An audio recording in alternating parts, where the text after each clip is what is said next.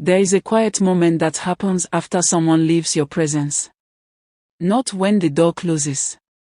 Not when the chat goes silent. But later, when the mind begins to replay what it felt like when you were there. That moment is where missing begins. Most people think making someone miss them is about chasing harder, texting more, explaining feelings better, or proving value. In reality, those actions often do the opposite. They overcrowd the emotional space. And nothing grows in a crowded room.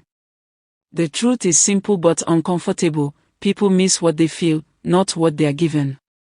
And psychology explains why. The first and most powerful reason people miss you is absence done correctly.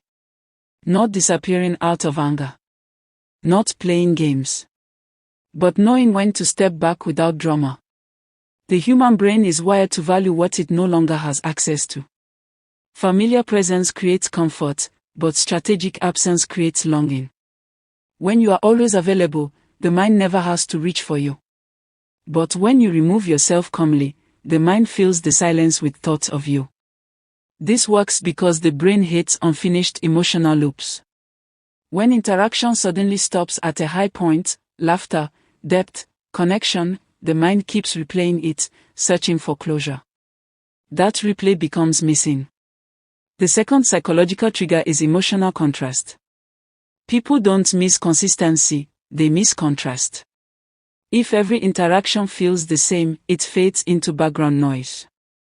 But if being with you feels lighter, calmer, more alive than the rest of their day, your absence becomes noticeable. When you leave, the emotional temperature drops, and the brain notices the difference. This is why people miss the person who made them feel understood, not the one who explained themselves endlessly. The third trick is leaving conversations unfinished on purpose, emotionally, not rudely. You don't always need to conclude everything. Sometimes ending a conversation while it's still warm, while curiosity is alive, creates anticipation. The brain keeps going where the conversation stopped. It imagines what you would have said next. That imagination pulls them back to you long after the moment has passed. This is why mystery outperforms explanation. The fourth reason someone misses you is when you stop overgiving. Overgiving creates dependency, not desire. When you are always fixing, reassuring, initiating, or rescuing, the other person relaxes into comfort. Comfort rarely creates longing. But when you pull back your excessive emotional labor, the other person suddenly feels the absence of what they once took for granted. That absence wakes awareness. The fifth psychological trigger is living well without them. Not loudly. Not performatively. But genuinely. When someone senses that your life is full, meaningful, and moving forward without chasing their attention, it creates a quiet discomfort.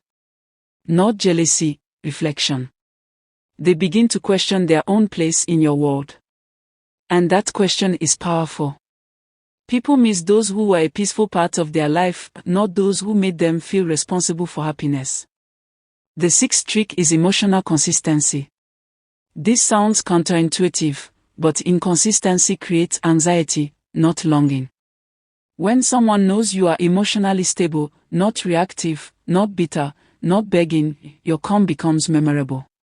When conflict arises and you respond with maturity instead of chaos, your presence becomes safe.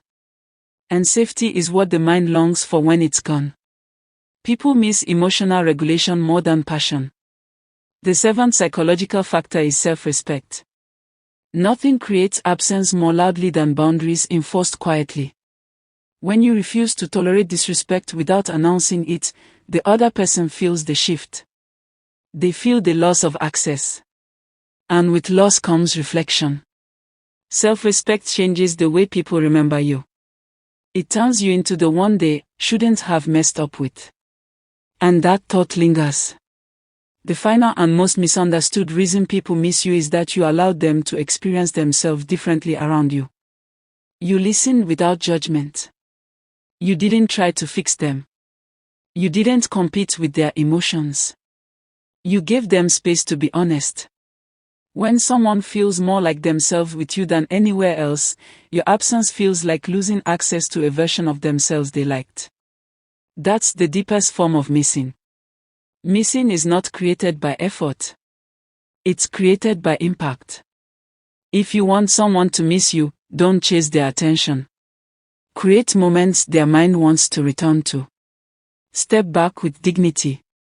Leave emotional footprints, not emotional pressure. And remember, people don't miss who begged to stay. They miss who knew when to walk away peacefully.